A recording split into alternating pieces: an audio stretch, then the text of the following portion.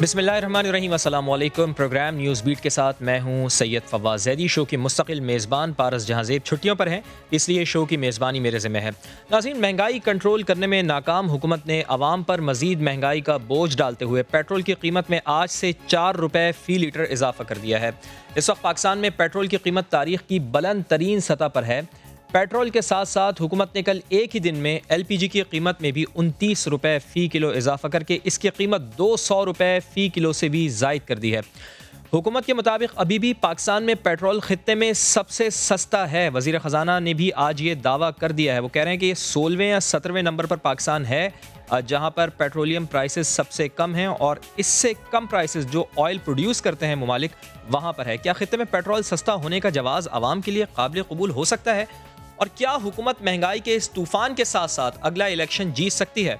इस पर आज बात करेंगे। और इसके साथ साथ क्या मियां शहबाज शरीफ वाकई इंटरनेशनल सादिक और अमीन बन गए हैं, और इंतखाबी इस्लाहात का बिल अब कैसे पास होगा?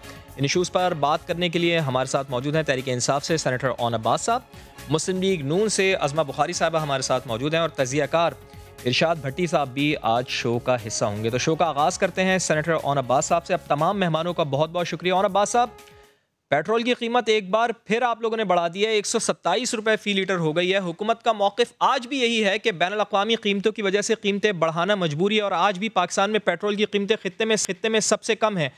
आप कौम को बताएं कि किन ममालिक में पेट्रोल की कीमतें पाकिस्तान से ज़्यादा हैं, ताकि वो मुतमईन हो जाए। बिस्मिल्लाहिर्रहमानिर्रहीम। Thank you so much Zaid साहब। मैं थोड़ा सा पहले ना इसको आपको हिस्टोरिकल इसका थोड़ा रिव्यू दे दूँ जी। पिछले साल जब कोविड आया था तो एक वक्त ये आया था कि दुनिया की जब सारी मुईशत बंद हो गई थी तो डॉलर जो अपना जो ओपेक कंट्रीज थे जो कि ऑयल प्रोड्यूस कर रहे थे वो -$7 में अपना तेल बेच रहे, यानी कि -$60, क्योंकि उनके पास स्टोरेज की कैपेसिटी नहीं थी। तो जो मुल्क परचेज करने जा रहे थे उन्होंने कहा जी हम तुमसे $60 लेंगे और तब तुमसे तेल खरीदेंगे। उसके बाद जब वैक्सीनेशन आई, दुनिया वापस एक दोबारा पहिया चलना शुरू हुआ, तो जब इतनी एक स्पीड में इकोनॉमिक जब रिवाइवल होता है तो तेल की डिमांड बढ़ती गई। पिछले साल 30 सितंबर 2020 की बात कर रहा हूँ, $44 के ऊपर तेल पहुँच गया। उस वक्त हमारा जो रेट था डॉलर का वो तकरीबन 102 के करीब था। आज यानी कि 15 सितंबर की बात पहले कर लेते हैं। 15 सितंबर को डॉलर हिट कर गया, जो तेल की कीमत है इंटरनेशनल मार्केट में हिट कर गई $76 के ऊपर। आज इस वक्त ये तकरीबन $79 पे पहुंच गया। इंटरनेशनल प्राइसेस इतनी स्पीड से बढ़ी हैं, ये टोटल 80% तकरीबन प्राइसेस इंटरनेशनल मार्केट में बढ़ी। हम 102 से आज अगर 128 पे पहुंचे, तकरीबन ये 20% के करीब इजाफा बनता है। इसका मतलब ये है कि हमने जो इंटरनेशनल रेट्स जो बढ़े हैं उसका सारा प्रेशर आवाम की तरफ शिफ्ट नहीं किया, बल्कि पेट्रोलियम लेवी जो कि हम 30 रुपये लीटर तक बढ़ा सकते हैं कानून के मुताबिक, वो आज भी तकरीबन 2.5 से 3 रुपये लीटर के ऊपर खड़ा हुआ है।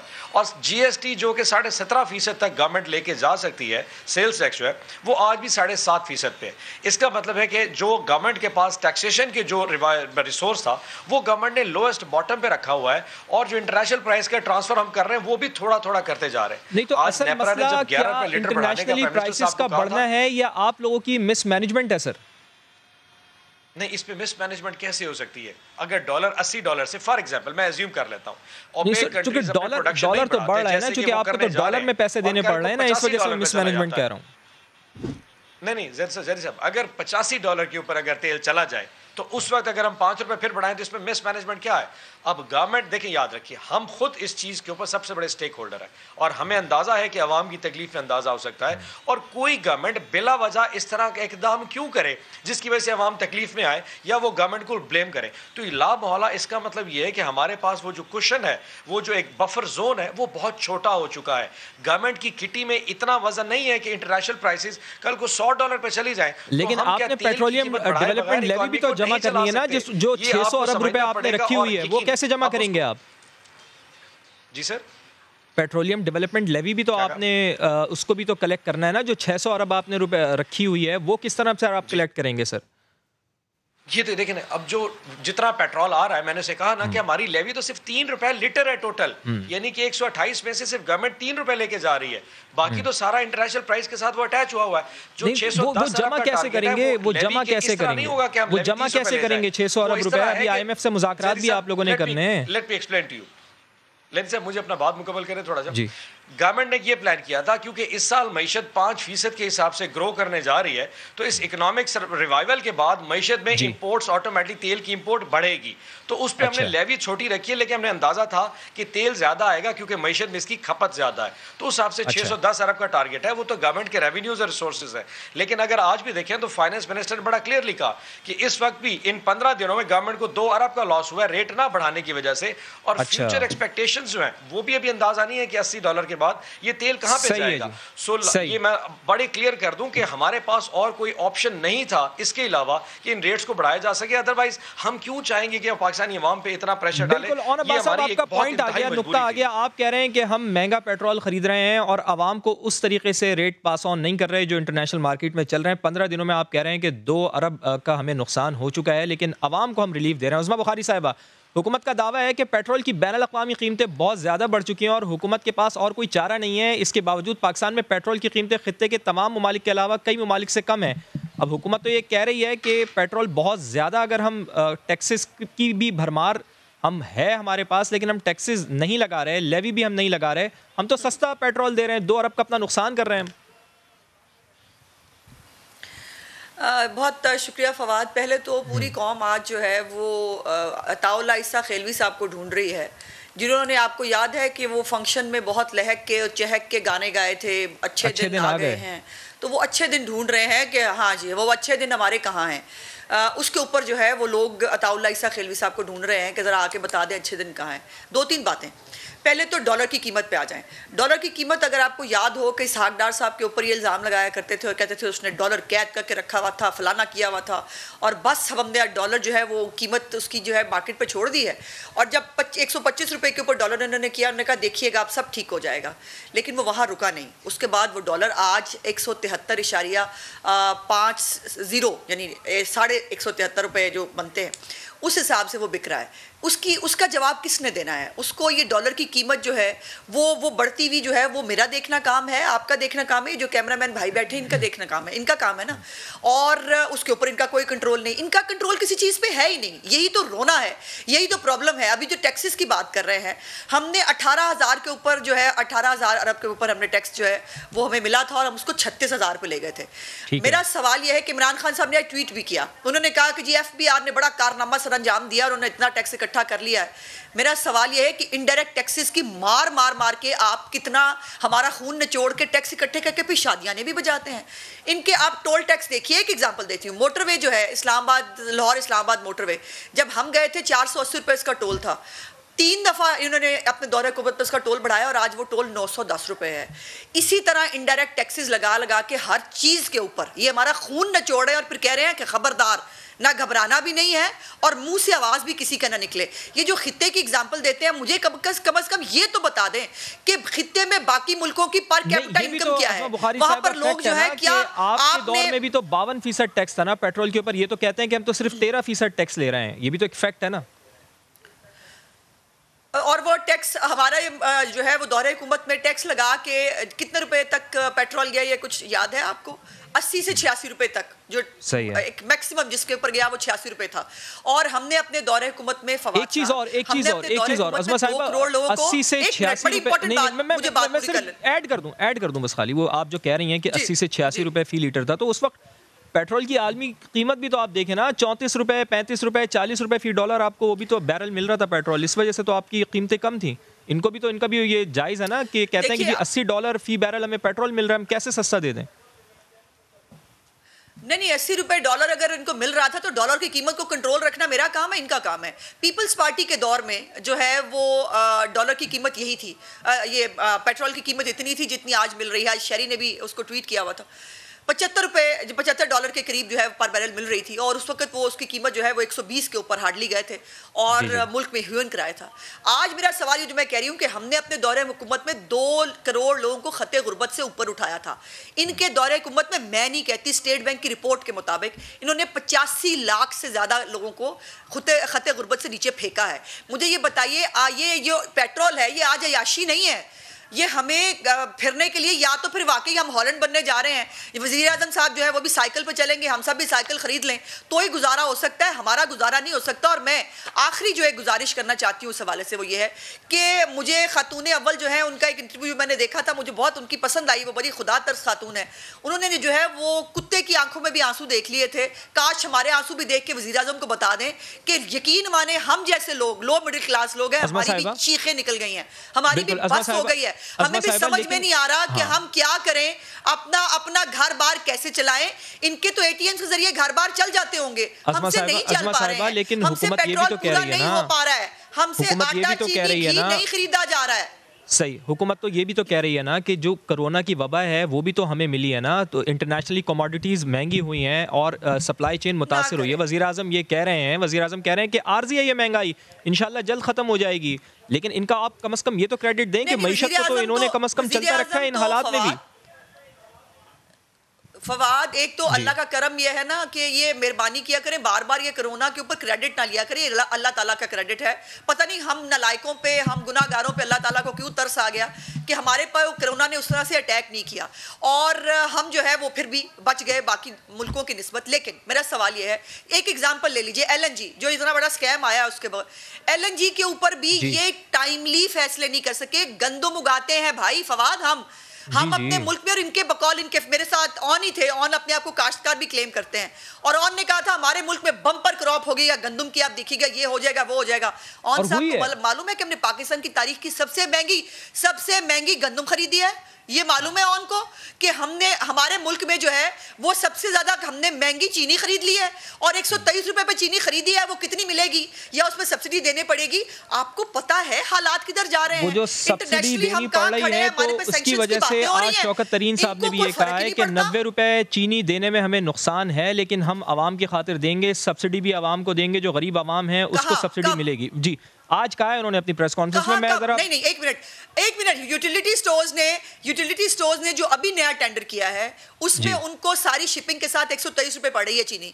मुझे ये बताइए, सब्सिडी देंगे तो वो 90 रुपए में देंगे ना, बता दें जो 90 रुपए में कह रहे हैं आवाम को देंगे यूटिलिटी स्टोर पर, हमें नुकसान है लेकिन हम देंगे। बिल्कुल आपका नुक्ता सही है, वो यूटिलिटी स्टोर क्या पूरे पाकिस्तान को कैटर कर सकते हैं? मैं यूटिलिटी स्टोर नहीं जाती क्योंकि मैं समझती हूँ कि मुझसे ज्यादा जो डिजर्विंग लोग हैं उनका हक है वहां जाना चाहिए। इसका मतलब है मुझे जीने का कोई हक नहीं, मैं तो तनख्वाह में गुजारा नहीं कर पाती हूँ। और मुझसे नीचे यानी जो लोग जो दिहाड़ीदार आदमी है, जो चीनी के साथ जो है वो चीनी चाय में डाल के और रोटी खा लेता था, आपने घी की कीमत का पता है आपको?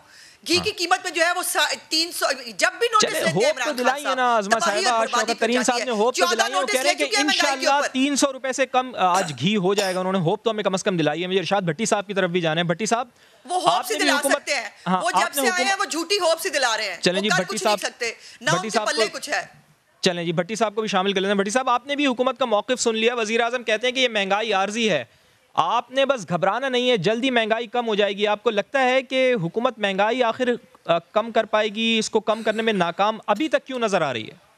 भट्टी साहब, पहली बात तो ये है कि अज़मा बुखारी साहिबा के लिए अर्ज़ है कि अताउल्लाह ईसा खिलवी ने वो जो अपना एक गाया था कि जब आएगा इमरान बनेगा नया पाकिस्तान सबकी जान, वो उन्होंने मॉडिफाई कर लिया है अब। तो कन्वेंशन सेंटर में उन्होंने कहा था कि अच्छे दिन आएंगे, घबराना नहीं, मुसीबत वाले दिन गुजर जाएंगे, यानी हमें उन्होंने एक और ट्रक की बत्ती के पीछे लगा दिया। दूसरा, अज़मा बुखारी साहब के लिए अर्ज़ है कि 910 रुपये टोल टैक्स नहीं है, 980 रुपये टोल टैक्स है। तो ये मेहरबानी फरमा कर तस्दीक कर लें। तीसरी बात है कि तकरीरों, तबलीगों, ख्वाबों, ख्वाहिशों और खाली खोली खिताबों से महंगाई ख़त्म नहीं हो सकती। मेरे वज़ीर आज़म ने 30 काबीना मीटिंग्स महंगाई पर की, महंगाई के 15 नोटिस लिए। मेरा अपना गुजारा नहीं होता मेरी तनख्वाह में, वज़ीर आज़म ने फरमाया। महंगाई ने मेरी नींदें उड़ा दी, वज़ीर आज़म ने कहा। हमारी अपोजिशन, हमारा चैलेंज महंगाई, वज़ीर आज़म ने कहा। मुझे पूरा एहसास है लोगों पर महंगाई के वक्त की वजह से मुश्किल वक्त आया, वज़ीर आज़म ने कहा। वज़ीर आज़म 2018 में बोले अगला साल अवामी खुशहाली का है, वज़ीर आज़म 219 में बोले मुश्किलात ख़त्म होने वाली हैं, अगला साल अवामी तरक्की का है। वज़ीर आज़म 220 में बोले खुश हो जाएं, आगे सब ही अच्छा है। वज़ीर आज़म 221 में बोले यही महंगाई ख़त्म होने वाली है, बस महंगाई की आर्जी है, कोरोना महंगाई की वजह है, अब हम ऊपर जाएंगे, यानी इस साल ग्रो करेंगे हम। वज़ीर आज़म 9 मार्च 2020 में कहा कि मैंने फ़ैसला किया है कुछ भी हो जाए अब और बिजली की कीमतें नहीं बढ़ाऊँगा, लोग और बोझ बर्दाश्त नहीं कर सकते, आवाम पर और बोझ नहीं डालूंगा। इसके बाद मेरे ख्याल से 7 मरतबा कीमतें बढ़ी। वज़ीर आज़म ने 30/5/2021 को कहा मईशत का पहिया चल पड़ा है, अब नौकरियाँ ही नौकरियाँ हैं, मैं तो ढूंढ रहा हूँ नौकरियाँ कहाँ हैं। परसों तरसों मैंने खबर पड़ी है कि चपड़ासी की नौकरी के लिए MPhil वालों ने भी अप्लाई किया है। और हमारी पार्लियामेंट में हमारी सूबाई असेंबली में महंगाई के ऊपर नोटिस लेते हैं तो महंगाई तो बढ़ जाती है, माजी में तो हमने ये देखा है। आप फवाद बात मुकम्मल कर लेने देते तो मैं उसी के लिए आ रहा था जी जी कि MPhil यानी ये इस बात पे आपको कोई फिक्र नहीं है कि MPhil वालों ने चपड़ासी के लिए अप्लाई किया है, और मेरे पूरे जो असम्बलियों में बैठे हैं या हम सारे हैं, कितने लोगों ने MPhil किया हुआ है और कितने लोगों ने MPhil करके अब चपड़ासी लगना है। अच्छा, वज़ीर आज़म ने कहा अवाम फिक्र ना करे, हम सब महंगाई कंट्रोल करने में लगे हुए हैं सारा वक्त। वज़ीर आज़म ने कहा रुपया मजबूत होने का वक्त आ गया, डॉलर ही डॉलर। वज़ीर आज़म ने कहा तनख्वाहें बढ़ेंगी, नौकरियाँ ही नौकरियाँ। ये मेरे वज़ीर आज़म ने कहा। वजह क्या है? वजह पहली, बैनुल-अक़वामी ट्रेंड हम मान लेते हैं कि बार भी कोरोना और बहुत सारे अवामल की वजह से महंगाई बढ़ी। IMF मुआहदा, ये जो नैब के मुल्ज़म शौकत तरीन साहब इस नया हमारा टार्जन आया है, ये एक हफ़्ता पहले फरमा रहे थे मईशत का भट्ठा बिठा दिया है, और उसके बाद अब ये जो बिठा रहे हैं वो भी अल्लाह का फजल है। IMF से मुआहदा, ये इतना सख्त मुआहदा है, इतना बुरा मुआहदा है कि इसमें आपको निचोड़ा जाएगा। अच्छा। तीसरी बात बैनुल-अक़वामी ट्रेंड, IMF का मुआहदा। तीसरी नालायकी और नाअहली। चौथा हुकूमती रिट का ना होना, जजा सजा का ना होना। अच्छा, इनसे पूछा जाए ना कि भाई रुपया इतना डिवैल्यू क्यों है? जवाब मिलता है दुनिया भर की करेंसी डॉलर के मुकाबले में डिवैल्यू है, जापानी येन डिवैल्यू है, पाउंड यूरो डिवैल्यू। ये कोई नहीं बताता कि इस साल हमने IMF से 172 रुपए पर एग्रीमेंट किया हुआ है कि 172 तक डॉलर ले जाएंगे और अगले साल 180 तक ले जाना है। अच्छा, पूछा जाए भाई इतनी महंगाई क्यों है? जवाब मिलता है पूरी दुनिया में महंगाई है, कोरोना ने कमर तोड़ दी है, कोरोना फैक्टर। भाई दुनिया का महंगाई, दुनिया का कैपिटल देखा है, दुनिया के जो उनके तनख्वाहों का मयार देखा है, कभी नहीं बताते कि हमारी पॉलिसियां हम नाकाम हैं। हम कभी गंदम ज़्यादा हो गई, गंदम एक्सपोर्ट कर देते हैं, गंदम कम होगी, गंदम इंपोर्ट कर लेते हैं, चीनी ज़्यादा होगी, चीनी एक्सपोर्ट कर लेते हैं, चीनी कम होगी, चीनी इंपोर्ट कर लेते हैं। LNG नालायकी की वजह से महंगी तरीन, आटा तारीख का महंगा तरीन, घी तारीख का महंगा तरीन, चने दर्जा 2 में 1600 रुपए का जो घी था 5000 का, बाकी छोड़े। पूछा जाए बिजली, गैस, पेट्रोल, डीजल इतने महंगे, जवाब मिलता है पूरी दुनिया में महंगे। हम अभी खित्ते में सबसे कम। भाई आपका तो बाकी छोड़े, फाइनेंशियल टाइम भट्टी साहब, आवाम को आप ये बात कैसे समझाएंगे कि हुकूमत की मजबूरी है? मुख्तसर ये बता दें, मुझे ब्रेक पे जाना है फिर। भाईजान, हुकूमत की फाइनेंशियल टाइम कह चुका है कि पाकिस्तान में इस खित्ते में सबसे ज्यादा अफरात ज़ार है, और हम IMF और आपकी नालायकी की वजह से इस तक पहुंचे हैं। बात बुनियादी तौर पे क्या है? सिर्फ सिंपल सी बात अगर करें, IMF मुआहदा और आपकी नालायकी और नाअहली, आपकी कन्फ्यूजन, दूसरी और ये जो महंगाई है, इसका एक महंगाई होने के अलग बात है, एक है एहसास ना होना। यानी आप शाम को सोते हैं तो कुछ और कीमतें होती हैं, सुबह उठते हैं तो कभी पेट्रोल बम, कभी डीजल बम, कभी आटा बम, कभी कुछ। कभी सोचा है कि यानी 40 रुपए फी किलो चना बढ़ जाए?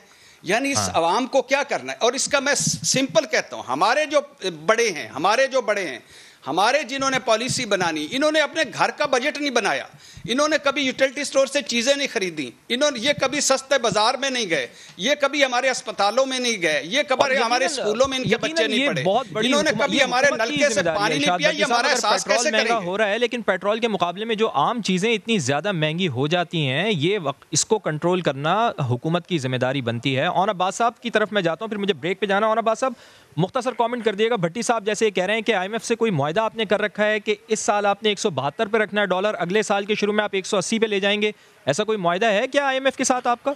विद ऑल नहीं, विद ऑल ड्यू रिस्पेक्ट ऐसा नहीं है। ये ज़रूर तय हुआ था कि फ्री फ्लोटिंग एक्सचेंज मैकेनिज्म जो है वो डॉलर पे रखा जाएगा, कि डॉलर डिमांड एंड सप्लाई के हिसाब से जब फ्लोटिंग ऊपर जाएगा तो गवर्नमेंट उसमें इंटरवेंशन जो है वो कम से कम रखेगी, ताकि जो असल वैल्यू प्राइस रुपए की वो निकल के आ सके। लेकिन एक थोड़ी सी क्लियर, चले जी हम बुरे, हमारी गवर्नेंस पूरी। 3 दिन पहले की मैं सिर्फ खबर शेयर कर देता हूँ कि यूके में वहाँ पे ना लाइनें लगी पेट्रोल की, वो तो चलो वहाँ पे ट्रांसपोर्ट की स्ट्राइक थी, उस वजह से 8 लाख घरों में आज इस वक्त बिजली नहीं है। यूके में, दुनिया की तीसरी बड़ी इकॉनमी में 8 लाख घरों में इस वक्त बिजली नहीं है, क्योंकि कोयले की कीमतें इतनी बढ़ गई हैं कि जिन बिजली जो बनाने वाली कंपनियां थी, जिन्होंने हुकूमत से मुआहदा किया था सस्ती बिजली देने का, वो बिजली बंद कर चुकी हैं। कोयला चूँकि 150% बढ़ गया, उन्होंने बिजली बनानी बंद कर दी है। 8 लाख घरों में इस वक्त यूके के अंदर बिजली नहीं है।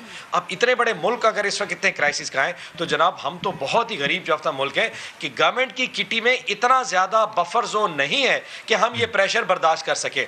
महंगाई हम मानते हैं, लेकिन जैसे कि अस्मा बीवी ने कहा कि अगर आज से 10 साल पहले अगर उस वक्त डॉलर 74-75 पे था और 128 पे उस वक्त पहुंच चुका, तो आज भी यही है कि $78 पे 128 पे है। तो महंगाई का एलिमेंट 10 साल बाद भी गवर्नमेंट ने वो 10 साल की इन्फ्लेशन को ऐड नहीं किया। हम जो टैक्स की अमाउंट लेते हैं वो भी आज मिनिमम है, की बात कर और रहे हैं, सेल्स टैक्स की अमाउंट भी मिनिमम है। आते हैं, लेकिन हमारे अगर देखा जाए तो हम तो हमेशा ही हर वक्त ही क्राइसिस में रहते हैं ना सर। बात ये है, देखिए आपको एक अपनी पाकिस्तान की एग्रीकल्चर, अब जैसे कि दोनों ऑनरेबल कुलीग्स ने कहा कि जी गंदम जब बहुत ज़्यादा रिकॉर्ड बम्पर है, मैं फिगर दे देता हूँ, 2,70,00,000 मैट्रिक टन गंदम इस साल पैदा हुई है। हमारी टोटल रिक्वायरमेंट 2,60,00,000 से ज़्यादा नहीं है। सो 10 लाख का स्टॉक जो है हमारे पास फालतू है, लेकिन गवर्नमेंट ने फिर भी 2 लाख टन मंगवा ली स्ट्रेटेजिक रिजर्व के लिए, कि कहीं पे लोग होल्डिंग ज़खीरा दोषी की वजह से उसकी प्राइसेस ना बढ़ाएं। फिर भी आप बम्पर क्रॉप के बावजूद भी आप इंपोर्ट कर रहे हैं, फिर सर मैं वही तो मैं कह रहा हूं ना आपको सर, हमारे पास ऑलरेडी रिजर्व ज्यादा है, लेकिन गवर्नमेंट अपने रिजर्व्स मेंटेन करती है कि कहीं जकीरा अंदोजी की वजह से या लोग जब स्टॉक ज्यादा करते हैं उसकी वजह से प्राइस इन्फ्लेट ना करे। सो ऐसे इश्यूज इस पाकिस्तान में बाज़ औक़ात देखें, सारी दुनिया को जो 2 किस्म की इन्फ्लेशन होती है, एक होती है वो जो डिमांड पुल होती है और एक कॉस्ट पुश किस्म की होती है। हमारे पास इंपोर्टेड इन्फ्लेशन भी है, हमारे पास बिजनेस इन्फ्लेशन भी है, हमारे पास डॉलर का इशू। और दुनिया में एक चीज और बता दूं, कोरोना पहली दफा किसी ने देखा है। 2018 में जब हमारी गवर्नमेंट आई थी तो हम सोच के नहीं आए थे कि 2019 के एंड में या 20 में कोरोना आएगा, तो उस पर रिएक्ट कैसे करना है। जिस तरह आपने कहा था कि सिर्फ वैक्सीनेशन का ऑन साहब से गंदम के हवाले से कमेंट ले लें, वैक्सीनेशन का बिल जो है वो पता नहीं कितने अरबों पे पहुंच चुका है, जो कि बजट का प्लान नहीं होता था। ठीक है, आप मुतमईन हैं जो वजाहत दे रहे हैं अज़मा साहिबा, हमें अंदाजा है। ठीक, ऑन साहब जो वजाहत दे रहे हैं, आप मुतमईन हैं? कमाल है, मतलब ऑन साहब कुछ भी कह लें और मैं मान जाऊं। ये तो देखिए, ये तो कहेंगे कि सूरज मगरिब से निकलता है, क्योंकि इमरान खान साहब कहते हैं, तो क्या इमरान साहब का कहते हैं तो मतलब ये मान सकते हैं। मैं नहीं, देखिए पहले तो ये दुरुस्त कर लें, मैंने क्या कहा था। उस वक्त डॉलर की कीमत मेरे प्यारे भाई 173 रुपये पर नहीं थी। मैंने पीपल्स पार्टी की बात की है। मैंने ये कहा कि उस वक्त 70 से 75 रुपये पर बैरल जो है, डॉलर पर बैरल जो है वो मिला था पेट्रोल, और उस वक्त पेट्रोल की प्राइस कुछ अरसे के लिए ऊपर गई थी। लेकिन उस वक्त डॉलर की प्राइस को अब आज देखिए आपने जितना डीवैल्यू कर लिया, आप उसको जस्टिफाई नहीं कर सकते। फिर यह है कि आपके खुद के वफाकी वजीर जो है फ्लोर ऑफ द हाउस खड़ा होकर कहते हैं गंदम जो है वो पता नहीं कहाँ स्मगल होगी, मुझे पता नहीं चला। आपकी बम्पर क्रॉप, एक तरफ आप बम्पर क्रॉप कहते हैं, दूसरी तरफ आप महंगी तरीन गंदम जो है वो मंगाते हैं मुल्क के अंदर, और फिर भी मेरे मुल्क में आटा जो है वो 75 से 80 रुपए मिलता है। तो मैं किसका गिरेबान पकड़ूं? ये मुझे कौन सी अलिफ लैला की स्टोरियां सुना रहे हैं आप? और खित्ते की जहां तक बात है, सिर्फ एक बात मैं 2 एग्जाम्पल्स देती हूँ। पहली एग्जाम्पल है इंडिया, जो सबसे ज्यादा कोरोना से मुतासर हुआ। पूरे खित्ते में जितना कोरोना से मुतासर इंडिया हुआ कोई नहीं हुआ। वहां पर भी आज महंगाई पाकिस्तान से कहीं कम है। वहां पर भी आज खाने पीने की चीजों के अंदर जो कमी है वो हमसे कहीं ज्यादा है, पहली बात। दूसरी बात, इस वक्त बांग्लादेश जो है खित्ते में सबसे ज्यादा डीवैल्यूड करेंसी मेरे मुल्क की है। ये कहते हुए रोना आ रहा है, मौत आ रही है ये कहते हुए कि इस वक्त खित्ते में सबसे बुरी करेंसी अगर कोई है तो वो मेरे मुल्क की है। और मुझे तो फिक्र यह है कि पता नहीं कल को आज जो जिसको टका कहते हैं बांग्लादेशी, उसको टका, पता है मुहावरा भी होता था टके का नहीं है, फलाना नहीं है। आज टका हमसे स्ट्रांग है, आज वो हमसे आगे चले गए हैं, हमें शर्म से डूब मरना चाहिए। और 3 सालों में आप हमें कहां ले आए हैं, उसमें शर्मिंदगी भी नहीं है, एहसास भी नहीं है, और फिर वो कहते हैं अच्छे दिन आए और घबराना नहीं है। मुझे ब्रेक लेना है, फिर एक और टॉपिक है जो एनसीए ने क्लीन चिट दिया मियां शहबाज शरीफ को, और उन्होंने ये कहा है कि किसी किस्म की कोई करप्शन साबित नहीं हुई है, और कम से कम लंदन की हद तक तो मियां शहबाज शरीफ सादिक व अमीन करार दिए गए। और मियां शहबाज शरीफ का ये कमेंट भी बिल्कुल दुरुस्त है कि अगर हमने कोई करप्शन की होती तो क्या एनसीए हमें बख्श देती। एक ब्रेक के बाद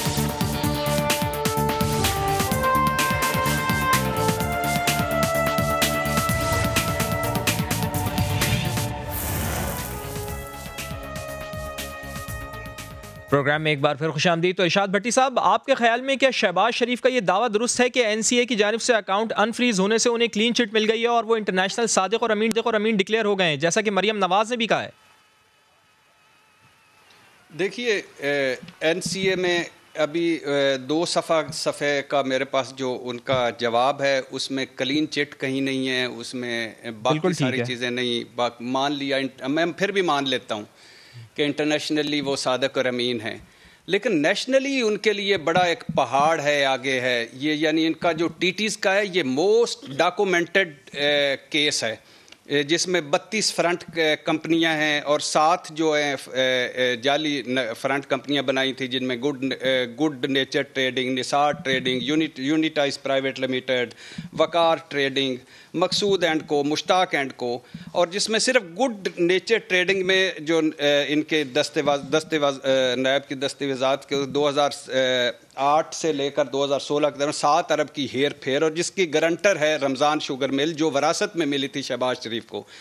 बहुत सारे सवाल हैं। वो हरे रंग की बुलेट प्रूफ लैंड क्रूज़र जो 55 के मॉडल टाउन से 91 HF टाउन मॉडल टाउन पैसे ले जाती थी, वो हमजा शहबाज का जो टाउन वाला प्लाट किन पैसों का था, वो शहबाज शरीफ का अपनी एहलिया को दिलावर काटेज लेकर देना, वो नैब के 16 सवाल और फिर 44 सवाल और फिर 18 सवाल जिनके शहबाज शरीफ साहब के पास कोई जवाब नहीं थे, वो मुश्ताक चीनी वादा माफ़ गवाह, वो हमजा से वालिद का सवाल वालिद से पूछें, वालदा का सवाल वालदा से पूछें, वो शहबाज शरीफ से साहब से पूछा गया बेगम का सवाल, उन्होंने कहा कि मैं अपने अहले खाना को कोई जवाब दे नहीं हूँ, मैं अपने बच्चों का जवाब दे नहीं हूँ, मैं अपने जो मुलाजमीन हैं उनका जवाब दे नहीं हूँ, उनसे पूछें। वो 10 सालों में जब शहबाज शरीफ साहब वज़ीर आला थे, इनके असासों में 70 गुना इजाफा हुआ। कोई कारोबार नहीं, तनख्वाह लेते नहीं थे। इसके अंदर एक नुक्ता है, अगर आप मुझे इजाज़त दें, ये बात दुरुस्त है जो आप मुकदमात गिनवा रहे हैं, उनके पाकिस्तान में मुकदमात मौजूद हैं और जिनकी नौयत भी मुख्तलिफ है, लेकिन नून लीग का तो एतराज़ यही है ना कि उन्हें पाकिस्तान में नैब मुकदमात और सज़ाएँ भुगतनी पड़ती हैं, लेकिन जिन ममालिक का निज़ाम अदल बेहतरीन समझा जाता है नून लीग के अल्फाज में, वहाँ से उन्हें क्लीन चिट मिल रही है। यानी वो शायद मुकदमात का मवाजना नहीं करते बल्कि निज़ाम अदल का मवाजना कर रहे हैं कि वहाँ से उन्हें इंसाफ मिल रहा है, यहाँ उन्हें इंसाफ नहीं मिल पा रहा। यहाँ पे कन्विक्शन तो नहीं हुई ना? ऐसी कोई नहीं, ऐसी कोई बात नहीं। देखिए, बुनियादी तौर पे ये 2 डिफरेंट चीज़ें हैं। ये जो मशकूक ट्रांजैक्शंस पे उन्होंने अकाउंट्स फ्रीज़ किए और उन्होंने देखा कि ये जो वहाँ लिजिमेट किस्म के उनके असासे हैं, उनके मुताबिक उन्होंने ट्रायल पे भी नहीं गए, केस को ट्रायल पे भी नहीं डाला, कर लिया। और लेकिन जो पाकिस्तान में घूम घमा के रकमें जो मैं आपको बता रहा हूँ, यानी हमारे पास यानी वो सवालों के जवाब हैं। वो बल्कि अली अहमद कौन है जो सलमान शहबाज का क्लास फेलो था, वज़ीर आज़म हाउस में डायरेक्टर पॉलिसी एंड स्ट्रेटजी था। वो निसार गुल सलमान शहबाज का क्लास फेलो, वज़ीर आला हाउस में डायरेक्टर पॉलिटिकल अफेयर, और उसकी कंपनी का जो कंपनी मुलाजम होकर कंपनी बनाई, कंपनी पे जो ओपनिंग फार्म पे एड्रेस लिखा वो वज़ीर आला का था। वो मलिक मकसूद जो 5 मरले के किराए के घर में रहता तो उसके में 7 अरब की ट्रांजैक्शन आई थी इनकी, और वो फिर दुबई निकल गए। वो महबूब फेरी वाला, वो मंजूर पापड़ फरोश, वो तायर नकवी जो रकमें एक दूसरे लगाने, वो फजल दाद अब्बासी ज़ाती मुलाजम, वो शुएब कमर, वो मसरूर अनवर कैश बॉय, वो कबाड़ी के शहबाज शरीफ के अहले खाना के अकाउंट्स में पैसे डलवाना, वो चाय वाले के 7 करोड़ पैसे डलवाना, वो घी वाले के 4 करोड़ पैसे डलवाना, वो ड्राई फ्रूट के 45 लाख डलवाना, साबित नहीं हो पा रहा कुछ भी। 57 और हाई कोर्ट्स के जो रिमार्क्स आते हैं नैब के हवाले से, वो सब आपके सामने है सर। जी 2 जुमले सिर्फ, जी कंप्लीट कर लें। 2 जुमले सिर्फ। वो शुगर मिल के 57 जाली अकाउंट्स, ये मैं इसलिए कह रहा हूँ, इसलिए नहीं कह रहा कि ये कोई वो क्या उसको कहते हैं, इसलिए कह रहा हूँ कि यानी आप एक लंदन है, एक पाकिस्तान है। एक पाकिस्तान में केस है जो पाकिस्तान में आपने जवाब देना है। पाकिस्तान में प्रॉब्लम ये है कि जो क्या कहते हैं, वाजिद ज़िया का FIA नून लीग के लिए बुरा होता है, बशीर मेमन का FIA PTI के लिए बुरा होता है, और जो कमरुज़्ज़मान चौधरी और उस एडमिरल फसीह का नैब जो है वो इमरान खान के लिए बुरा होता है, और जस्टिस जावेद इकबाल का इनके लिए बुरा होता है। सिकंदर सुल्तान का जो सरदार रज़ा का इलेक्शन कमीशन है वो अपोजिशन के लिए बुरा होता है, और सिकंदर सुल्तान का हुकूमत के लिए बुरा होता है। और इसी तरह साकिब निसार की सुप्रीम कोर्ट किसी के लिए बुरी होती है, और दूसरी इफ्तिखार चौधरी साहब किसी के लिए। यहाँ कोई नहीं मानेगा। तो मैं सिर्फ ये कह रहा हूँ वो 20 छोटे मुलाजमीन के जो अकाउंट्स में पैसे आए वो फलों, सब्जियों, मेडिकल स्टोरों, कपड़े की दुकानों, खिलौनों की दुकानों, पीसीओ से करोड़ों की ट्रांजैक्शन, वो अजहर हसन मुगल करोड़ों रुपए जो शहबाज शरीफ के अहल खाना के अकाउंट्स में जमा करवाता रहा, और जिसको पूछा गया तो उसने कहा मुझे तो पता ही नहीं, मेरा तो शनाख्ती कार्ड ही नहीं बना। और यानी और वो जो महबूब फेरी वाला समझिए, आपका नुक्ता समझिए, आपका नुक्ता समझिए शाह साहब, आपका नुक्ता समझिए, लेकिन बदकिस्मती से इनको साबित कोई नहीं कर पा रहा है। लेकिन मुझे सिर्फ एक इस चीज का जवाब दें कि अगर शहबाज शरीफ, देखिए साबित हो, यही तो कह रहा हूं 5 साल केसेस को चलते हो गए। और दूसरी बात है, जिनके साबित हुए हैं उनका हमने क्या कर लिया? वो मान रहे हैं कि ये साबित हुए सही है, वो भी कह रहे हैं कि गलत हुए हैं। ठीक है तो जी, कौन मानता है? कोई भी नहीं मानेगा। ठीक, हाँ, अच्छा चले उज़्मा साहिबा से भी जवाब ले लेते हैं। इरशाद भट्टी साहब ने जो बातें की हैं, उज़्मा बुखारी साहिबा, आप लोग लंदन में जो अकाउंट्स अनफ्रीज हुए हैं उसका जश्न किस बात पे मना रहे हैं? हुकूमत का कहना है कि फैसले में तो शहबाज शरीफ के ट्रायल और उनके रिकॉर्ड की छानबीन का जिक्र ही नहीं है, फिर ये जश्न किस चीज़ का है? देखिए, पहले तो हुकूमत तो बेचारी अब वो खंबा नोच रही है, उसका तो मैं कुछ कर नहीं सकती। शहबाज साहब के अकाउंट्स का जो है वो डिटेल मांगी जाना, उनके अकाउंट्स की छानबीन होना, और फिर ये छानबीन सिर्फ यूके के लिए नहीं थी, इसमें 3 ममालिक पाकिस्तान, यूके और यूएई तीनों इन्वॉल्व थे। एनसीए ने इन तीनों ममालिक के अकाउंट्स की छानबीन की। मुझे वैसे बड़ा खुशगवार मतलब वो हैरत हुई कि जितनी फैक्ट्स जो हैं वो इरशाद भट्टी साहब के पास हैं, वो अगर हुकूमत के पास होते तो फिर शायद जो है उनको वहाँ प्रूव करना आसान होता। आपको याद होना चाहिए कि ये केस ही ये था जो इरशाद भट्टी साहब ने कहा कि जी सलमान शहबाज साहब ने अपने वालिद साहब को वज़ीर आला होते हुए उनके इख्तियारात का इस्तेमाल किया, और उसके बाद मनी लॉन्ड्रिंग हुई है। ये भी सबको पता होगा कि मनी लॉन्ड्रिंग होती क्या है। मनी लॉन्ड्रिंग है कि हमारे मुल्क से पैसे चोरी हुए, जो अभी पूरा एक चार्जशीट इरशाद भट्टी साहब ने जो बताई। लेकिन जो वो नून लीग अकाउंटेबिलिटी ब्यूरो है उसने भी मुकम्मल मदद की, जो है वो आपको पता है सलीम शहजाद साहब जाके मिले भी। उसके बाद ARU जो है वो मुकम्मल इन्वॉल्व हुआ, उसने इन्हीं रमज़ान शुगर मिल, इसी आशियाना और बाकी चीज़ों का रिकॉर्ड जो है वो NCA को फराम किया और कहा देखें ना जी, यहाँ पर ये सारे उन्होंने अभी बताए, उन्होंने कहा ये सब हुआ है और मनी लॉन्ड्रिंग के लिए यूके का मुल्क इस्तेमाल हुआ है, इसलिए उन्होंने इसके ऊपर अकाउंट्स फ्रीज किए पहली उसके ऊपर, और उसके बाद उन्होंने पूरी तफ्तीश की, और अगर कुछ साबित हो जाता तो यकीनन इसके ऊपर आगे केस चलता। पहली बात। दूसरी बात यह है कि ये एक केस नहीं है, जो ब्रॉडशीट है उसने जब वो पैसे जो देने थे, बाय द वे जो अगर आपने मियाँ साहब के फैसले के अंदर लिखा है, पहले तो प्रोसिक्यूटर से पूछा जब अभी अपील के दौरान कि जी वो कितनी है मालियत फ्लैट्स की, 7 फीट फ्लैट्स की, उन्होंने कहा जी गूगल करके देख लें, हमें नहीं पता। और वो फैसले के अंदर जो है वो $18 मिलियन उन्होंने लिखा। अब के पैसों से मुझे नहीं पता हिसाब से कितना बनता है, लेकिन उस वक्त के हिसाब से जब फैसला आया था 2 अरब रुपए, 2 अरब जो है वो बनते थे पाकिस्तानी रुपये, और आज 22 अरब ब्रॉडशीट को हमने उन फ्लैट्स की मद में अदा किए हैं, पहली बात। और दूसरी बात, ब्रॉडशीट जो है जब उसको पैसे नहीं दे रहे थे तो वो एवन फील्ड की अटैचमेंट के लिए लंदन हाई कोर्ट में गई, और लंदन हाई कोर्ट में जाकर उन्होंने कहा कि जी हमने इन फ्लैट्स की हम कर रहे थे जांच पड़ताल, और जो है ये इल गॉटन मनी से मिले हैं तो हमें ये अटैच करने दें। लंदन हाई कोर्ट का फैसला आया कि इन पूरे फ्लैट्स की उन्होंने पूरी मनी ट्रेल देखी, उन्होंने कहा कि इसके अंदर कहीं भी इल गॉटन मनी का कोई सबूत नहीं है, उन्होंने अटैचमेंट से रिफ्यूज किया। बल्कि एक मिनट फवाद, 20,000 पाउंड जो है जुर्माना देना पड़ा हुसैन नवाज को, ब्रॉडशीट को। इन्होंने ब्रॉडशीट को पैसे दिए और ब्रॉडशीट को हुसैन नवाज को देने पड़े। उसके बाद इसहाक डार को जो है उसके लिए गए कोर्ट के अंदर, वहां पर उन्होंने कहा हम पॉलिटिकली मोटिवेटेड केसेस को एंटरटेन नहीं करते। उसके बाद ये सलमान शहबाज के बारे में उन्होंने कहा उसके बारे में ऐसा कोई प्रूफ हमारे पास नहीं है। जलजले के पैसे खाने का इन्होंने वो किया, डिफिट का किया, उसके ऊपर यूके की खुद एम्बेसीज ने, वहां की जो ऑफिसेज हैं, उन्होंने खुद कहा कि ये झूठ बोलते हैं। रोज वो भी याद होगा इरशाद भट्टी साहब को, एक बड़ा भला सा आदमी था जिसके पर शहजाद अकबर ने कहा बड़ा मजा आएगा लंदन के कोर्ट में जो है शहबाज शरीफ केस तो करें डेविड रोज के ऊपर। वो डेविड रोज के ऊपर केस किया हुआ है, उसके ऊपर जो है उन्होंने शहजाद अकबर का आप जिक्र कर रही हैं ना अज़मा साहिबा, शहजाद अकबर साहब इसने वो नहीं दिया, इसने सबूत नहीं दिए आज तक। अगर डेविड रोज के साथ भट्टी साहब का भी कोई राब्ता हो तो बराए मेहरबानी उससे रिक्वेस्ट करें कि वो जो है वो जवाब जमा कराए। अच्छा, शहजाद अकबर का आपने जिक्र किया ना, मैं इंतजार करिए जो सबूत उसके पास थे, इसके ऊपर भी कमेंट कर दें। शहजाद अकबर का आपने जिक्र किया, चले मैं आ रहा हूं इरशाद भट्टी साहब, मैं एक मिनट आ रहा हूं।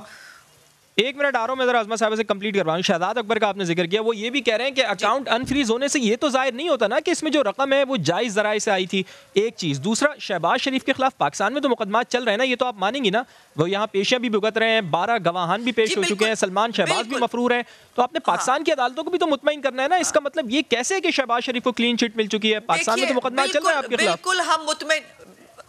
बिल्कुल हम मुतमईन करने को तैयार हैं। अगर ये नून लीग अकाउंटेबिलिटी ब्यूरो जो है ये कानून और आइन पे चलती होती, अगर ये यहाँ पर जो है वो सरीना होटल के लिफाफों का जिक्र ना होता हमारे अदालती मामलात के अंदर, अगर यहाँ पर पुरसरार आमदोरफ्त ना होती कोर्टों के इर्द गिर्द, और वो सबने देखा है, ये पाकिस्तान की तारीख में। और एक आखिरी बात कह दूं, जो पिछली सुप्रीम जुडिशियल काउंसिल की मीटिंग हुई है ना, उसके अंदर जजेस ने कहा है कि, और अमेरिकन एक जो है उन्होंने इल्जाम लगाया एक ऑर्गेनाइजेशन ने कि पाकिस्तान के अंदर इंसाफ जो है वो नहीं मिल रहा है, इंसाफ के जो है वो दोहरे मेयार हैं, और इसी का इजहार जजेस ने सुप्रीम जुडिशियल काउंसिल में भी किया। तो ये मैं नहीं कह रही, और हमारे हर केस के अंदर, बट हमारे हर केस के अंदर हायर कोर्ट्स जो हैं वो एक एक करके नैब की कारकर्दगी के ऊपर जो है वो सवाल उठाती रही है, नैब की कारकर्दगी के ऊपर सवाल या निशान लगता रहता है। ये मैंने इरशाद भट्टी साहब से भी पूछा है, के ऊपर सवाल उठाती रही है, एआरयू के बारे में सवालात उठते रहते हैं, और ये जजमेंट के अंदर जिक्र है, ये रिपोर्ट होते रहे हैं। अज़मा बुखारी साहब आपका नुक्ता आ गया। इरशाद भट्टी साहब आप कमेंट करना चाह रहे थे, जल्दी से कमेंट करते हैं, फिर मुझे सेनेटर साहब की तरफ जाना है।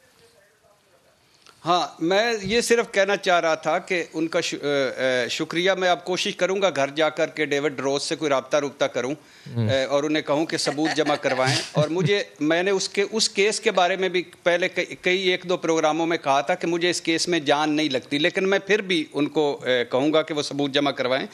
दूसरी बात यह है कि एक अखबार ने लिखा था, मेल अखबार है, उसने लिखा था नवाज शरीफ साहब को पेंट हाउस बैरी कजाक, और अच्छा। हमने 4 दिन बल्कि 4 हफ्ते लगे रहे कि मेरे 3 दफ़ा के वज़ीर आज़म है, ये उनकी नहीं मेरे पाकिस्तान की बेइज्जती है, तो वो केस करें, तो केस नहीं किया था। बहरहाल सिर्फ मैं कहना चाहता हूं कि जब इतना क्लियर हो, मुझे नहीं समझ आती ARU ने क्या जमा तफरीक की, नैब ने क्या किया या नहीं किया। जब इतना हो कि वो पुलिस एलीट कमांडो के 3 फिक्रे, सिर्फ फवाद भाई, पुलिस एलीट कमांडो के अख्तर, सदीक, आबद नाम लिखे हों कि ये जो अपने निगरानी में पैसे ले जाते थे और वसूलियां करते थे, और वो मकसूद अहमद चपड़ासी 16,000 तनख्वाह, अकाउंट में 2 अरब 30 करोड़ आए। और फिर 2009-2010 में नुसरत शहबाज साहबा के अकाउंट्स में आई हैं 26 TTs 147 मिलियन। हमजा शहबाज के अकाउंट में 2007 से 8 में आए 23 TTs के जरिए 181 मिलियन। और 2009 से 15 तक सलमान शहबाज की इसका जवाब देना है, इसका जवाब देना है, इमरान 10 TTs 57 मिलियन, जवेरिया अली की 7 TTs 31 मिलियन, सलमान शहबाज के मैनेजर की 12 TTs 13 लाख डॉलर। और बात बुनियादी तौर पे ये है, कि जो नाहल हो गए वो गई ना रिकॉर्ड के मुताबिक, तो एनसी अंधी क्यों हो गई? ये सब गया ना रिकॉर्ड के मुताबिक। शहजाद अकबर ने इससे कहीं ज्यादा भी भेजा हुआ है वहां पर रिकॉर्ड। तो यही तो पैसे वहां पहुंचे, अगर रिकॉर्ड उसको क्यों कह रही है कि वो गलत है? ले लेते हैं ना, हुकूमत का भी मौक़िफ़ ले लेते हैं। बिल्कुल ठीक है, यहाँ नैरेटिव करप्शन का नैरेटिव बिल्ड करना हुकूमत की मजबूरी है, क्योंकि इनके पल्ले कख नहीं, इनकी कारकर्दगी इनके पल्ले नहीं। फॉरेन फंडिंग अकाउंट का ये जवाब नहीं दे सकते। चले अगर इनकी बात कर रहे हैं, कारकर्दगी क्या है ये पूछ लेते हैं। नाम के ऊपर फॉरेन फंडिंग खाई हुई है, उसके ऊपर भी कभी एक डिटेल प्रोग्राम करें ना। हुकूमत से पूछ लेते हैं ना, हुकूमत से पूछ लेते हैं मुल्को कौम को कि कहां से मुलाजमीन के नाम पे इमरान खान ने फॉरेन फंडिंग खाई। पूछ लेते हैं जी, पूछ लेते हैं। और अब्बास साहब, अपोजिशन का दावा है कि आपका एहतिसाब का बयानिया मुकम्मल फ्लॉप हो चुका है। आप जितने इल्ज़ामात अपोजिशन पर लगाते हैं, बैनुल अक़वामी एजेंसियाँ और अदालतें उनको तस्लीम नहीं करती। मरियम नवाज ये दावा करती हैं कि शहबाज शरीफ तो बरतानवी नेशनल क्राइम एजेंसी से क्लीन चिट लेने में कामयाब हो गए और इंटरनेशनल सादिक और अमीर डिक्लेयर हो चुके हैं। क्या ये आपके एहतिसाब के बयानिए की नाकामी नहीं है सर? जब इरशाद भट्टी साहब महंगाई के हवाले से एक अपना narrative as an analytical skills के तौर पे दे रहे थे, तो मैंने बड़े खामोशी से सुना, क्योंकि एनालिस्ट का काम अपना पॉइंट ऑफ व्यू देना होता है और गवर्नमेंट का काम सुनना होता है। जब यही बात आपने अकाउंटेबिलिटी जब यही बात आपने अकाउंटेबिलिटी के हवाले से की है, तो उस्मा बीवी ने जिस तरीके से रिस्पॉन्ड किया और उनकी गुफ्तगू के दरमियान करी, ये इनका एक हॉकिश जो एक बिहेवियर है ना, ये शो करता है कि कोई इनसे सवाल पूछे, चाहे कोई भी हो। मैं तो चलो जी PTI वाला हूँ, मैं तो मुखालिफ हूँ ना, अजली इनका दुश्मन हूँगा, भट्टी साहब तो उनके दुश्मन नहीं, उन्होंने फौरन उनका दामन भी नोच लिया कि वो आपके भी दुश्मन नहीं है सर, वो किसी के भी दुश्मन नहीं है। मेरा पॉइंट ऑफ व्यू एक्सप्लेन मैं बताता हूं। अब दो केसेस हैं और ये बड़ा क्लियरली भट्टी साहब ने तो आपको सिर्फ बताया है नैब का 7.2 अरब के टीटी का केस, जिसमें नुसरत शहबाज, सलमान शहबाज, हमजा शहबाज के अकाउंट में फेक टीटियां आई 14 करोड़ 18 करोड़ सलमान शहबाज के अकाउंट में बाय द वे 1.8 अरब रुपए की टीटियां आई, 1.8 अरब की, यानी जितना कमीशन किकबैक्स कॉन्ट्रैक्टर से उसने लेता था और गाड़ियों में लेके ट्रांसफर करता था वो टीटी रूट करके अपने अकाउंट में पैसे वाइट करता रहा। ये है सिर्फ नैब का केस। मैं सिर्फ एफआईए का केस आपको बताऊं ये करते क्या थे। इन्होंने 57 आईडी कार्ड इस्तेमाल किए 20 एम्प्लॉइज के, 20 मुलाजमीन के, जो कि रमज़ान शुगर मिल में काम करते थे, जिनकी तनख्वाहें 20,000 से लेके 45,000 के दरमियान है। उनमें से सिर्फ 4 लोगों के नाम मैं आपको 3 लोगों के नाम बताता हूँ।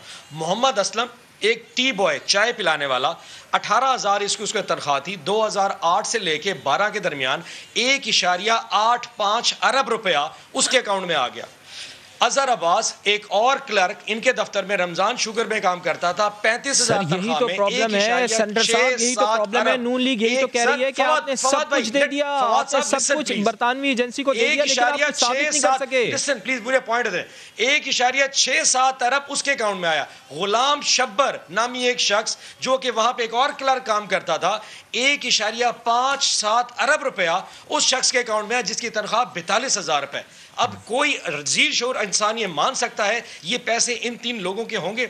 और उनके अकाउंट से जब उनसे पूछा गया हजूर ये आपके अकाउंट में पैसे क्या है, वो वादा माफ गवाह बन चुके हैं। उन्होंने कहा कि हमें सलमान शहबाज और हमारा सीएफओ उसने कहा हम तुम्हारा आईडी कार्ड इस्तेमाल कर रहे हैं, तुम्हारे अकाउंट में पैसे, तुमने चुप रहना। इनमें से एक शख्स ऐसा भी है जो 2015 में मर चुका है, उसका अकाउंट 2018 तक ये पैसे जमा करवाते रहे, और ये जितनी टीटियां आई हैं ये सारे एक ही बैंक में आते रह गए। अब उसके बावजूद बैठ के नेशनल टीवी शो पे हम बैठ के जस्टिफाई करें कि प्रूव क्यों ना, कानून के मुताबिक जो कार्रवाई अदालत में चलनी है वो चलनी है। लेकिन क्या कोई ये जवाब दे सकता है कि 1.5 अरब रुपया 35,000 की तनख्वाह वाले शख्स में कैसे आ सकती हैं? मैं मान सकता हूं कि उस्मा बीबी यहां बैठ के अगर इतना गुस्सा हो रही है, ये जस्टिफाई करना बहुत मुश्किल होगा कि आपके लीडर के अकाउंट पैसे, और इनसे अगर पूछा जाए कि हजूर आप अपने लीडर को जस्टिफाई नहीं कर सकेंगे, हमारा प्रोसेस स्लो हो सकता है, वो अदालती एक इशू है, उससे हमारा क्या लेकिन हमने जो चीजें अब साबित कर दी है वो तो जवाब देना पड़ेगा।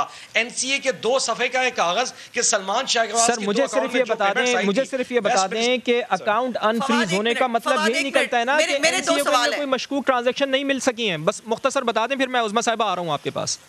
इतना सा सिंपल बता दूं कि सलमान शहबाज के अकाउंट है नेशनल वेस्टमिनिस्टर बैंक में और बार्कलेस बैंक में, उसमें 2 एंट्री आई थी जिसपे एनसीए ने खुद एक्शन लेते हुए कहा ये मशकूक लग रही हैं, उसको 1.5 साल फ्रीज करने के बाद अनफ्रीज कर दिया। इस केस का पाकिस्तान में एसिड रिकवरी यूनिट ने कोई खत नहीं लिखा, एफआईए के केस से कोई ताल्लुक नहीं है। सर कोई खत नहीं लिखा आपने? सिंपल एक ट्रांजैक्शन जो कि पाकिस्तान में स्टेट बैंक नॉर्मली लोगों पे करता रहता है। ठीक है, अज़मा साहिबा क्या कहना चाह रही हैं? मैं बताती हूँ, ये बात जितनी सिंपल ये बना रहे हैं ना वो उतनी है नहीं। सलमान शहबाज की भी जो है प्राइमरीली यही 2 अकाउंट्स जो हैं उसकी फ्रीजिंग से बात शुरू हुई थी, फिर वो फ्रीजिंग 20 साल पे गई है। 20 साल के अकाउंट चेक हुए हैं मियां शहबाज शरीफ साहब और उनकी फैमिली के। और बाय द वे जो एफआईए को ये कह रहे हैं, एफआईए ने भी मई 2020 में एफआईए भी कूदी इसी केस के अंदर, एफआईए ने भी पूरी डिटेल भेजी। ओ भाई वो टीटी जो है वो टेलीग्राम जो ट्रांसफर है वो कहीं पहुंची ना, वो आपका इल्जाम था कि यूएई और यूके में गई और आपने उस इल्जाम लगाया कि इन 2 मुल्कों में गई। उन्होंने दोनों मुल्कों की तफ्तीश की नहीं की। लेकिन प्रॉब्लम ये है कि ये जो इनका नैरेटिव है, अभी जो बाकी 56 कंपनियां फलाना ये सब भी इन्होंने इल्जाम लगाए थे ना। अब वो सब इल्जाम जिसके ऊपर इनके मुंह के ऊपर वो इल्जाम मारे गए कोर्ट में, मैंने नहीं, हायर कोर्ट्स ने, वो सुप्रीम कोर्ट या हाई कोर्ट, उन्होंने कहा कि आप जो है ये शहबाज शरीफ ने अच्छे बच्चे का किरदार अदा किया, नैब की कारकर्दगी गलत है, सियासी इंतकाम लेते हैं, फलाना करते हैं, अकाउंट्स वहां पर चेक करवा रहे हैं, तो सलमान शहबाज साहब पाकिस्तान क्यों नहीं आते? इसकी सबकी तफ्तीश हुई, वो बाहर बैठ के क्यों ट्वीट कर रहे हैं, यहाँ क्यों नहीं आ रहे? यहाँ पर इमरान खान जैसा, मैं बताती हूँ, यहाँ इमरान खान जैसा एक जहनी मरीज डिक्टेटर बैठा है जिसका सिर्फ एक काम है, उसको नहीं फिक्र कि मुल्क में से महंगाई कैसे खत्म करनी है, उसको नहीं फिक्र कि अमेरिका में हमारे खिलाफ लॉबिंग हो रही है, नुकसान वो सबसे बात कर सकता है, वो टीटीपी से बात कर सकता है, वो ऑपोजिशन से बात नहीं कर सकता। मैं आपको बार-बार क्योंकि उसकी शान में गुस्ताखी होती है, उनको इन सबको कैद करना है और सबको कैद करके उसको जो है वो हुकूमत करनी है, बात करने से आप किसी के मतलब ये अपना रवैया तो चेक कीजिए काइंडली अपनी। बहुत शुक्रिया मेहमानों का, चूंकि प्रोग्राम का वक्त खत्म हो चुका है। आज़मा बुखारी साहब हमारे साथ मौजूद थी, इरशाद भट्टी साहब हमारे साथ मौजूद थे और सेनेटर ओन अब्बास साहब हमारे साथ मौजूद थे। अपने मेज़बान फवाद ज़ैदी को कल तक के लिए इजाज़त दीजिए। अल्लाह ने के बाद।